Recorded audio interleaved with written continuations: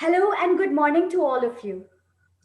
Whenever we think of sound education and a school where the teachers are more mentors who teach the children with inspiration rather than instruction and use an eclectic approach by combining various tools and resources to help the children explore their creativity.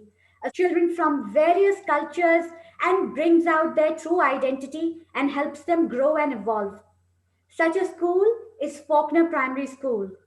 Nestled in the heart of Fawkner Primary School has been home and learning ground and breeding ground for some wonderful students and caters to all the families of the different cultures in Fawkner.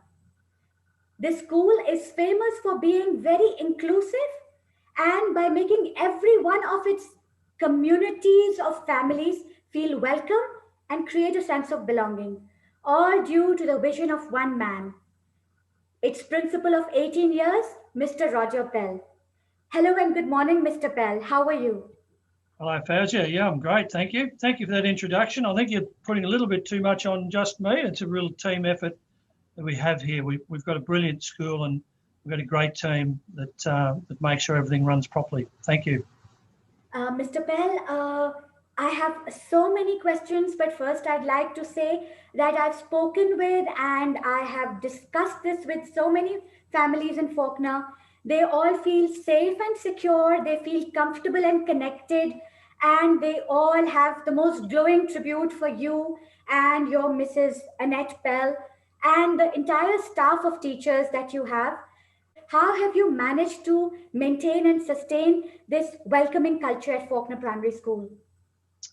Um, well, as you said, we always want to have a safe and secure environment. And so families feel that their child is safe, but also the children feel safe and happy.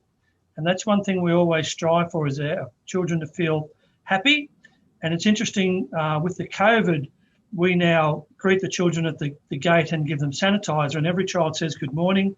They always ask us how we're feeling, which just indicates to us that the children are happy to interact with everybody in the school, the teachers, the leadership, the associated staff, etc., and just shows that the children enjoy being here. We've always aimed to have a culture where people feel comfortable coming into the school. And we've always wanted to have a calm, quiet environment where children could learn and they would feel comfortable while they're being engaged. And we have a lot of quality teachers who teach quality curriculum, and we have a lot of infrastructure that supports us, a lot of infotech. We have a great amount of computers, we have a great amount of robotics, and we have a lot of people who are able to teach 21st century curriculum. So I probably touched on a few areas there, but I think the secret to us and most schools is to value the people and respect the people in the community. And our community is different to the school up the road and the school across Sydney Road. We're quite a unique culture, and we respect that, and we respect everyone who comes into the school. And we know everyone has had a different journey. And so we want to make everyone feel comfortable. Yes, and I can vouch for that because I myself have been one of the parents at your school, and throughout our stay at your school while my son was a student at Faulkner Primary School, at every occasion and every instance, myself and all the other parents, we have spoken and felt the same. So kudos to you and to the mere fact that you and your staff have maintained that over the years, because creating something positive and worthwhile is a wonderful thing. But challenge, the main task is to sustain and maintain the standard over a period of years, and you've managed Yeah, to do that. thank you. Talking Yeah. about the years, I just wanted to ask you to please share the beginning of your journey as a principal. Okay, so like most principals, I began as a teacher. So I had 10 years teaching in the classroom at St Albans Meadows before I moved over to Fawkner. When I came here, we had the principal and the assistant principal, and then I came in as a what's now a leading teacher. So I was the third in charge basically, but I was in the classroom. At that stage, we might have had about 10 grades. I'd been around 200 children. From there, I stayed in the classroom for 1 or 2 years. Then our assistant principal moved on to another school, and I became the acting assistant principal for 6 months. And then I applied for that job and was given that job. While I was in that job, our principal moved to the country. And so another principal came in for a short while. Then when he retired, I was acting principal for 6 months. And again, I applied for the position when it came up as a substantive position. I was fortunate enough to be put in that position in 2001. So it's 20 years next year. Yes. So I'll just explain to everyone that teaching positions and leadership positions in schools are all on a competitive application base. So you can't just get a job because you've been in a school or because someone thinks you're doing a good job. You have to do an application, go through the process of interviews, and has to go through that whole process. So everyone is available to apply for it.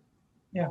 Yes, that is a very good measure because this tough and rigorous screening procedure, it ensures Yep. that you get the cream de la cream, the best of the best. Yes. Yes. Yep. Mr. Pell, when you took charge of the school as a principal, what were one of the few things that you realized the need to modify? What were the first few things, maybe in the first couple of years, that you brought to the school with your vision? I think the first one is that we needed to, and I should point out the situation, the community was changing from a fairly Anglo-Saxon Australian culture to having more migrants come into the area. So we had to go through a process of letting go of the Australianness of how we taught. And so we had to adapt to having people from other countries coming to our school. But that was an easy part. I think we needed to change the pedagogy, how we taught. To my thinking, we were quite rigid in what we did, and we weren't as flexible as I believe we needed to be. I think we needed to teach with more personality. There seemed to be a divide between the children and the teachers, and I don't think we had the rapport with the children that we do now. I certainly think that we needed a better relationship with the children, and I think we needed to embrace the fact that we were having communities come from overseas, and we needed to listen to them, listen to what their needs are, and probably understand the educational systems that they'd come from. Because, being from Pakistan yourself, you'd understand that the system that you were brought up in is vastly different to our system here now. So we needed to understand that and to help parents realise that that how we teach in Australia is different, but it's not better or worse. It's just the way that fits in with our culture and our society. Exactly. And I think the other thing that we needed to do was to get into the next century a little bit. We were lagging behind most schools in our information technology area.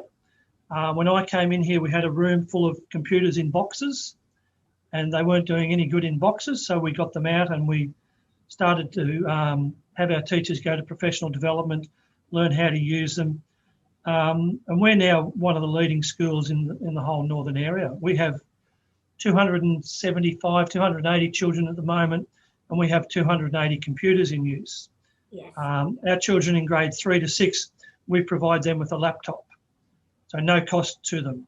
Yes. If they want to lease them, they can do so, but we give them that laptop for their own personal use for the whole year. Yes. Children in prep to 2, every grade has laptops and iPads, and we have desktops, and we have robotics, and we have all sorts of things available all the time, so that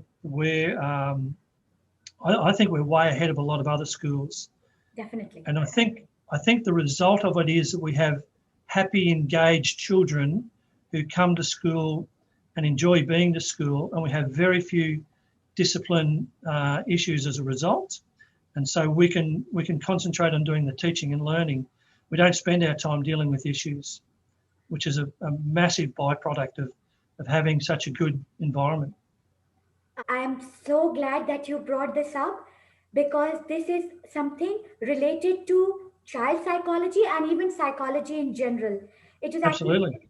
yes, and I would like to share with the viewers that this point that you said, that at Fawkner Primary School, and I am an eyewitness, I realized and I observed that there were very few discipline issues, none that I came to know of, and that's because the children were get engaged. And when children are engaged and interested in what they are learning and the mode of learning, because everyone is a different kind of smart and a different kind of learner, if you keep them engaged, they put their best foot forward, and there are very few behavioral challenges and issues. Yes, exactly. Very much. Yes. I think also part of the reason is that we have such a beautiful community, and the parents respect education and the parents respect the school and the teachers. And we have such a great relationship that the parents know if there is an issue, we will talk to them about it. Mhm. But we also talk to the children in a calm way. We don't yell and scream. Anyone who comes into the school, they always say how calm and quiet it is and how engaged the children are. And the other thing is that the teachers are in charge. So we don't have children dictating where they're going to do or what they're going to do. So we like to have that really good relationship with the children, but with the teachers being in control of what's happening. I think that's so important. These points are the need of the day and the need of the hour, because Yeah, you just highlighted another very significant method of teaching, which used to happen a few decades ago, and that produced the most productive generations that we know. The generations who actually transformed nations and countries and built so many things and invented so many things. Why? Because they were shown that they mattered, they were valued, yep, they were educated, they were loved, and they were given a sense of belonging. But the caregivers and the teachers and the parents who taught them and who mentored them had the whole program and plan in front of them. Because if we let the children run helter skelter and dictate everything, the children, they will get lost themselves and there'll be chaos all around. Order is yeah, required. yeah. There's certainly an element of having children have input. We're happy to do that. And the teachers will often discuss with the children before they do a project or do an area of learning, what do you know about it? So the prior knowledge is important. So we will learn what the children do know, and then we understand what the gaps are, and then we try to fill the gaps, and we help the children learn to fill the gaps themselves. But yes, you're so right. The children need to be motivated and engaged for them to learn, and you need the right environment to have that ability to do that. Yes. The right environment creates the right mindset, and everything begins with the right mindset. True. If I were to ask you to compare how school was almost 2 decades ago, in terms of academics, in terms of the children's learning needs, and also in terms of the teaching tools and materials and resources, what was happening then and what is happening now? Okay, so schools had autonomy to teach. So when I started as a principal 2001, schools had autonomy to teach pretty much what they wanted. So there was no set curriculum, no common curriculum across Victoria or Australia. And we go through different phases where we have new governments come in. They have different requirements for what they want in their curriculum. And it's taken us a while to get to a place where we've got our own Victorian curriculum where teachers can now go in and choose the curriculum that suits their community. Whereas back in the day, it was a little bit all over the place. So I guess what I'm saying is now there are more opportunities for teachers to go in and find what will suit them, which is part of the Victorian curriculum. And I think a huge difference is the technology that we have available to us now. And I often say to new families who come here, and you can probably associate with this, we say to them, we don't teach children facts, we teach them the skills. So if they want to find the facts, they can do it themselves. So we won't teach children what's the population of America. We will teach children to use a computer and the internet and a search engine and how to find the population of America. If they do it, then they will know what it is down the track. Whereas if we just teach them a fact, they will forget it very quickly. So we've made great grounds in the pedagogy of how we teach, as well as the curriculum. And all good schools use that common pedagogy. They use the environment and they use the tools that they have available to them, put it all in the mixer, and it all comes out hopefully well. And I'd like to think that we do it well. And we're always evolving. We're always looking at what we're doing, questioning it. We always do professional developments. We're always looking at new ways.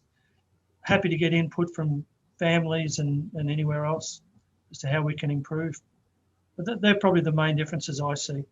Yes, exactly. Yes, I can relate to that. I've seen that happening. And yes, these are the exact reasons which your success can be attributed to. That you kept evolving, as you said, and you kept reinventing methods. But the pedagogy, as you said, is to provide the children with the skills that they need to explore and to find out facts and Yeah. to decipher and decode and make sense of the facts around them. Yes. Yes. Yes. The same thing. Uh, give a man a fish and you feed him for a day. Teach him how Yep. to fish and you feed him for a lifetime. Absolutely. Mr. Pell, is there any message that you would like to give to your parent body and to the parents of children all over, all those who are watching you? You have been an educationist and a school leader and headmaster for 2 decades. What are a few trends that you think parents should work on? How can parents improve? I don't know. Yeah. I was reflecting on this the other day. Being a teacher is an incredibly difficult job, as I'm sure you appreciate. I'm sure everyone does, particularly with everything that's happened with COVID, and our community really understand how valuable teachers are, and the whole education community is. Being a school leader is also incredibly difficult. As an example, we have roughly 280, 300 children, 40 staff. So put that all together, we have 700, 800 family members who are reliant on the school to provide a good environment. So everyone in school leadership is responsible for a whole lot more than just what seems to be the obvious. So both those roles are very difficult. However, I've been a parent for 30 years of 2 boys. I think being a parent is much harder than being a teacher or a school principal. Yes. So to every parent out there, I say congratulations on A, being a parent, but B, doing all the great work that I'm sure you're doing. And COVID has been such a great eye-opener for everybody. For us here in schools, by doing remote learning, by having Zoom meetings with every family, by sending out work to families, we got to meet families in their own living room, in their kitchens, and we got to know them a whole lot better. And I think we gained a new respect for what happens in people's homes that we didn't previously know. And we understand that not every family has had it easy, and not every family has an easy lifestyle. A lot of people have come to Australia for a better lifestyle. So, I just don't think it's my place to give any tips on parenting, but I guess if there's one thing I would say from an educational perspective, and I learnt this myself, is we need to allow our children to find their own path. We often have parents come and say, I want my child to be successful at school because I want them to be a doctor, or I want them to be a lawyer. And the child, who might be 5 or 6 years of age, doesn't know what they want to be. They may want to be a carpenter or something. So I think it's important that we support our children, which I know everyone does, and we help them make decisions, but we just allow them to make those decisions when they're ready. And probably the other thing I always say to parents and kids is just allow the children, and I say this to the children when we do our graduations, enjoy being a child, because it doesn't last forever, and then you end up being an adult, and we always want to go back to our childhood, and it is a great time in our lives. So that's probably the messages I have. And I guess from an educational point of view, um, I probably didn't say earlier, I didn't start off in teaching. So my first 6.5, 7 years, I was in retail. So I went to university at age 25 as a mature age student. I started teaching at age 28. My two sons are both teachers now, but they started off doing different courses. They didn't like them. They didn't enjoy what they were doing. They'd been working here part-time in integration aid roles, and they both said, I'd like to have a go at being a teacher. I didn't push them. My wife and I didn't push them. They were just happy to do that, and they both enjoyed doing it. But I think the point is that they started something, it didn't work out for them, and they took a different course. And that's all part of the lifetime journey of learning. Yes. And they found their true north, they found their true calling. Yeah, yeah. Mr. Pell, thank you very much for sharing all this inspiration with us. And thank you so much for making time for me and my viewers on my show. And we will very soon connect with you again on another platform and to seek more inspiration from you. And we wish all the best to you and Fawkner Primary School. My pleasure. It was really nice to catch up with you, Fawzia. And I know you're doing great work in the community. And I didn't say earlier, but being at Fawkner Primary School, we're part of a really great community. There's so much happening around the place. Fawkner Food Bowl and all the other neighbourhood community groups that are happening. It's really flourished, I think, in the last 5 years, probably. Yes. I know when I started here, there was nothing in the community. We were a desert island that was left on our own. But in the last probably 5 or 6 years, we've had such a great community come into Fawkner who've taken the lead from a few inspirational people and picked up and done a whole heap of wonderful things.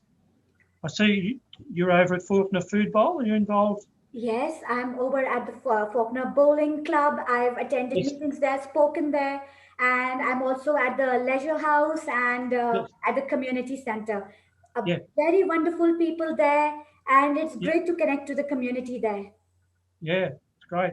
And we do whatever we can. We've actually, part of our vegetable garden became overgrown because we haven't been here all year pretty much. Yes. And we had Sally from the Food Bowl ask, can we use that for our food? So we're happy to do that. We're happy to help and really happy to be part of the community.